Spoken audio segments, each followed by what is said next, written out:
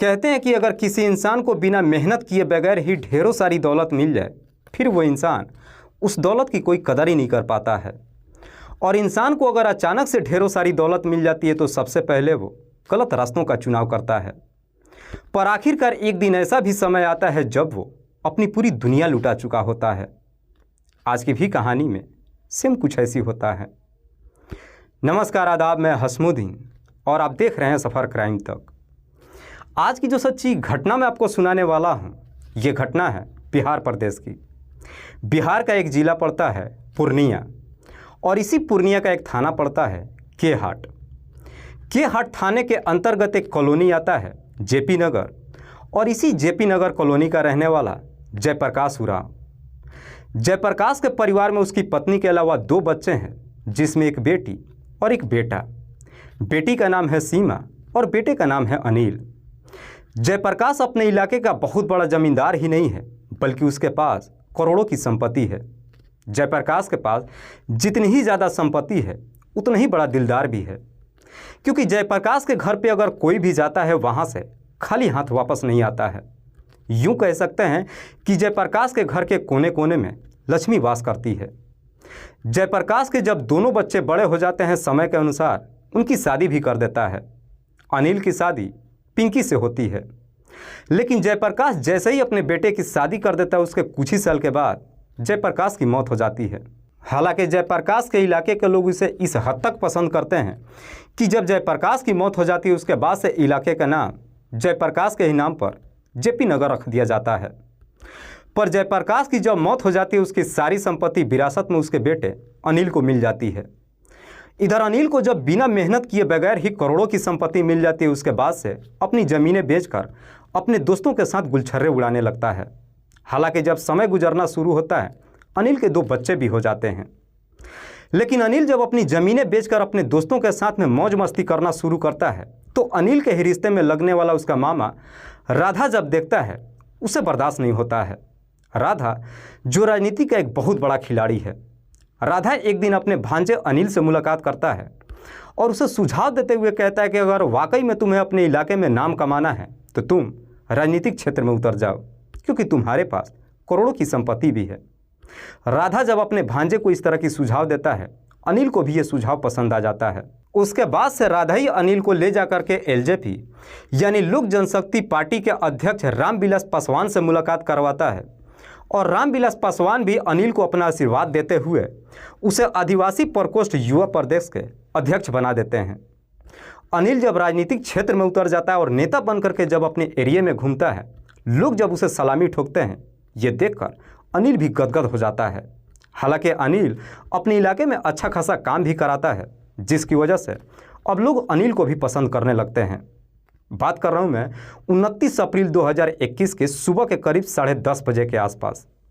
अनिल अपने भतीजे राजन के साथ क्षेत्र भ्रमण करने के लिए बाइक से निकलता है, लेकिन देर शाम तक भी अनिल जब वापस अपने घर पे नहीं आता है, तो उसकी पत्नी पिंकी अनिल के नंबर पे फ़ोन करती है, लेकिन अब अनिल का नंबर स्विच ऑफ बताने लगता है। इसीलिए पिंकी अपने भतीजे राजन के नंबर पे फ़ोन करती है और उससे अनिल के बारे में पूछताछ करती है।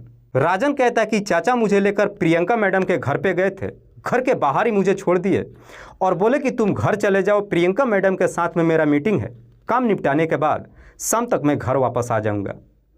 प्रियंका, जिसके पति का नाम है राजा, जो केसी नगर इलाके की रहने वाली है। दरअसल अनिल और प्रियंका एक दूसरे को बहुत पहले से जानते थे। राजन जैसे इस तरह की बातें कहता है, पिंकी अब प्रियंका के नंबर पर फ़ोन करती है और अपने पति के बारे में पूछती है, तो प्रियंका भी अपना पल्ला झाड़ते हुए कहती है कि अनिल मेरे घर पे आए ही नहीं है। जैसे इस तरह की बातें कहती है, सुनकर पिंकी का पूरा परिवार परेशान हो उठता है। किसी को समझ में नहीं आता है कि आखिरकार अनिल अपना मोबाइल स्विच ऑफ करके न जाने कहाँ चला गया है। उसके बाद से पिंकी के परिवार वाले उनके जितने भी जानने वाले रिश्तेदार होते हैं, सबके नंबरों पर फ़ोन करते हैं और अनिल के बारे में पूछताछ करते हैं, पर बावजूद इसके अनिल के बारे में कुछ भी पता नहीं चलता है। इसीलिए पिंकी उसी शाम को ही केहाट थाने में जाती है और अपने पति का गुमशुदगी का रिपोर्ट दर्ज करा देती है। पुलिस जब गुमशुदगी का रिपोर्ट दर्ज करती है, पिंकी को घर भेजते हुए ये आश्वासन देती है कि हम जल्द ही अनिल को ढूंढ निकालेंगे। लेकिन पुलिस जैसे ही गुमशुदगी का रिपोर्ट दर्ज करती है, पुलिस भी काफ़ी तेज़ी से हरकत में आ जाती है, क्योंकि अनिल अपने इलाके का कोई छोटा मोटा व्यक्ति नहीं था। पुलिस को अब ये डर सताने लगता है कि अगर उसके समर्थकों को मालूम चला कि अनिल कहीं गायब हो चुका है, समर्थक हंगामा ना खड़ा कर दे। इसीलिए पुलिस अब अनिल की हर जगहों पर तलाश करना शुरू कर देती है।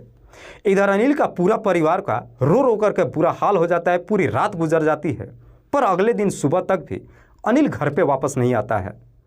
पर जैसे ही सुबह हो जाती है, अगले दिन करीब 10 बजे के आसपास पिंकी के नंबर पे एक फ़ोन आता है। दरअसल वो फ़ोन किसी और के नंबर से नहीं बल्कि उसी के पति अनिल के नंबर से आता है। पिंकी जैसे ही अपने पति का नंबर देखती है, तुरंत ही फ़ोन उठाती है। इससे पहले कि उधर से कोई बोल पाता, पिंकी अपने पति से कई तरह का शिकायत करती है। पिंकी अपने पति से कहती है कि तुम अपना मोबाइल स्विच ऑफ करके कहाँ चले गए हो। तुम्हें थोड़ा भी अंदाज़ा है कि घर परिवार कितना परेशान हो चुका है। पिंकी अभी अपनी शिकायतें कर ही रही थी, तभी उधर से एक व्यक्ति कहता है कि मेरी बातें ध्यान से सुनो। दरअसल मैं तुम्हारा पति नहीं बोल रहा हूँ, बल्कि तुम्हारा पति हमारे कब्जे में है। मैंने अनिल का अपहरण कर लिया है, और अगर तुम अपने पति को सही सलामत चाहती हो तो 10 लाख रुपए का इंतजाम कर दो। मैं फिर तुम्हें फ़ोन करूंगा और तुम्हें बताऊंगा कि पैसे कहां पे पहुंचाना है। पर इतना एकदम याद रखना कि इस बारे में किसी को तो क्या, पुलिस को भी तुम्हें कुछ नहीं बताना है। और अगर तुम पुलिस के पास गई तो मैं तुम्हारे पति को कई हिस्सों में बांटकर कुत्तों को खिला दूंगा। फ़ोन करने वाला व्यक्ति जैसे इस तरह की बातें कहते हैं, ये सुनकर पिंकी भी एकदम से डर जाती है और उस व्यक्ति के सामने फ़ोन पे गिड़गिड़ाते हुए कहती है कि तुम जितना भी पैसा मांगोगे, जहाँ भी कहोगे, मैं वहाँ पे पहुँचा दूँगी, लेकिन मेरे पति को कुछ मत करना है। शाम के वक्त वो व्यक्ति फिर से पिंकी के नंबर पे फ़ोन करता है, अपना ठिकाना बताता है। वहाँ पे पिंकी ले जाकर 10 लाख रुपये भी पहुँचा देती है और इस बारे में पुलिस को भी कुछ नहीं बताती है। अपहरण करने वाला व्यक्ति कहता है कि जैसे ही हमें पैसा मिल जाएगा, देर शाम तक तुम्हारा पति घर वापस चला जाएगा। पर रात हो जाती है, इसके बावजूद भी अनिल अपने घर पे नहीं पहुंच पाता है। उसके बाद पिंकी जब अपने पति के नंबर पे फ़ोन करती है तो अब अनिल का नंबर लगातार स्विच ऑफ बताने लगता है, जिससे पिंकी को पूरा यकीन हो जाता है कि अपहरण करने वालों ने उसके साथ धोखा किया है। इसके बावजूद भी पिंकी ना तो थाने में जाती है और ना ही इस बात की जानकारी पुलिस को देती है। जैसे ही 2 दिन का और समय गुजर जाता है, 2 मई 2021 को थाना के नगर के अंतर्गत डगराहा गांव के कुछ महिलाएं सुबह सुबह जब अपने खेतों में काम करने के लिए जाती है तो देखती है कि खेत में एक व्यक्ति का हाथ दिखाई देता है। महिलाएं जैसी इस तरह की नज़ारा देखती है, वहां से भागते दौड़ते वापस अपने गांव में आती है और आकर गांव के लोगों को बताती है। गांव के लोगों को जैसे ही जानकारी होता है, पूरा गांव के लोग वहां पे इकट्ठा हो जाते हैं। साथ ही इस बात की जानकारी नज़दीकी थाने में देते हैं। इधर पुलिस जब घटनास्थल पर पहुंचती है, सबसे पहले गड्ढा खोदकर उस डेड बॉडी को बाहर निकालती है तो मालूम चलता है कि मरने वाला व्यक्ति कोई और नहीं बल्कि अनिल ही था। दरअसल हत्यारों ने अनिल के साथ बर्बरता की सारी हदें पार कर दी थी। अनिल के किसी निकुली चीज़ से उसकी दोनों आंखों को बाहर निकाल दिया था। इधर जैसी इस बात की जानकारी अनिल की पत्नी पिंकी को मालूम चलता है, पूरा परिवार घटनास्थल पर पहुंचता है और जब उस डेड बॉडी को देखते हैं, देखकर शिनाख्त कर लेते हैं। लेकिन जैसे इस बात की जानकारी अनिल के समर्थकों को मालूम चलता है, चौराहे घेर कर आगजनी करना शुरू कर देते हैं और पुलिस प्रशासन के ऊपर दबाव डालने लगते हैं। पुलिस भी आनन फानन में सबसे पहले डेड बॉडी को अपने कब्जे में लेती है और उसे पोस्टमार्टम के लिए भेज देती है और फिर पिंकी से पूछताछ करती है कि क्या तुम्हें किसी पे शक है कि अनिल की हत्या कौन कर सकता है। इस पे पिंकी रोते हुए पुलिस वालों से कहते हैं कि साहब, मेरे पति की हत्या किसी और ने नहीं बल्कि प्रियंका ने किया है। प्रियंका जो केसी नगर इलाके की रहने वाली है। पिंकी जैसी इस तरह की बातें पुलिस से कहती है, पुलिस उसी वक्त प्रियंका के घर पर जाती है और वहाँ से प्रियंका को अपने कस्टडी में लेकर थाने में पहुँच जाती है। प्रियंका जिसकी उम्र है लगभग 36 साल के आसपास।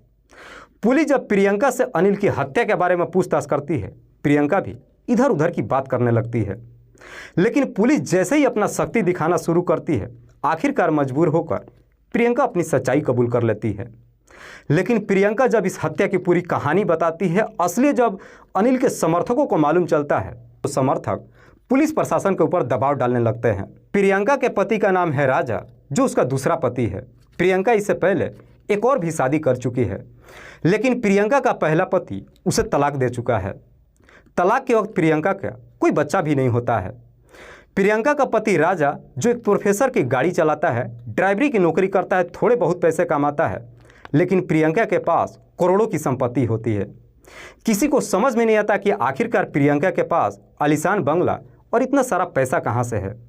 लेकिन सबको ये मालूम जरूर होता है कि प्रियंका अपने इलाके के बदनाम औरत है। दरअसल प्रियंका इतनी काफ़ी खूबसूरत होती है कि उसके घर पे कई लोगों का आना जाना होता है, जिनमें धन्ना सेठ से लेकर भू माफियाओं और नेताओं का भी होता है। इन्हीं में से एक नाम अनिल का भी होता है। अनिल भी अक्सर प्रियंका से मुलाकात करने के लिए उसके घर पे ही जाता है। हालांकि प्रियंका अनिल से प्यार नहीं करती है, बल्कि उसके दौलत से प्यार करती है, क्योंकि अनिल जब भी प्रियंका से मुलाकात करने के लिए उसके घर पे जाता है, उसके ऊपर ढेरों सारी दौलत लुटाता है। इधर प्रियंका का एक और भी आशिक है, जिसका नाम है अंकित यादव। अंकित जो पूर्णिया जिला का एक बेहद ही फेमस शूटर है। दरअसल अंकित प्रियंका से प्यार कर बैठता है, इसीलिए अंकित को अनिल का प्रियंका के घर पे आना जाना ठीक नहीं लगता है। एक दिन अंकित जब प्रियंका से मुलाकात करने के लिए जाता है तो प्रियंका को धमकी देते हुए कहता है कि अनिल को मना कर देना कि वो तुम्हारे पास ना आया करे, और अगर वो नहीं माना तो याद रखना सारी गोलियां उसके सीने में उतार दूंगा। अंकित जैसे इस तरह की धमकी प्रियंका को देता है, प्रियंका भी मुस्कुराते हुए उसे अपने पास बिठाती है और कहती है कि क्यों तुम हमेशा मरने और मारने की ही बात करते हो, कुछ ऐसा दिमाग लगाओ जिससे हम दोनों बेहतर तरीके से अपनी ज़िंदगी व्यतीत कर सकें। प्रियंका अनिल से कहती है कि मेरे पास एक प्लान है जिससे हमारा अनिल से पीछा भी छूट जाएगा और हमें ढेरों सारा पैसा भी मिल जाएगा। अंकित उसे कहता है कि तुम्हें जो कुछ भी करना है जल्दी करो। प्रियंका अपने प्लान को समझाते हुए कहती है कि क्यों ना हम अनिल को अपहरण कर लेते हैं, उसके बाद से उससे 10-20 लाख रुपया ले लेते हैं और फिर उसे छोड़ देंगे। उसके बाद से अनिल खुद ही मुझसे मिलने के लिए नहीं आएगा। जैसे इस तरह की प्लान बताती है, अंकित भी प्रियंका की बातों में आ जाता है और फिर इसी प्लान के तहत 29 अप्रैल 2021 की सुबह के 10:30 बजे के आसपास खुद प्रियंका अनिल के नंबर पर फ़ोन करती है और उसे मिलने के लिए अपने घर पे बुलाती है। इधर अनिल जब प्रियंका से मिलने के लिए अपने घर से निकलता अपने भतीजे को साथ में ले लेता है। प्रियंका के जब घर पे पहुंचता है, वहां से राजन को वापस भेज देता है और खुद प्रियंका से मुलाकात करने के लिए उसके घर पे चला जाता है। लेकिन अनिल जब प्रियंका के घर पे पहुंचता है तो देखता है कि उसके घर पे पहले से ही अंकित, उसका भांजा मिठू कुमार यादव और उसके 2 दोस्त, जिसमें से एक का नाम है मोहम्मद सादिक और दूसरे का नाम है चुनमुन झा, ये चारों मौजूद थे। अनिल जब अपने सामने इन चारों को देखता है, देखकर काफ़ी डर जाता है और प्रियंका से मिले बगैर ही वापस वहाँ से मुड़ जाता है।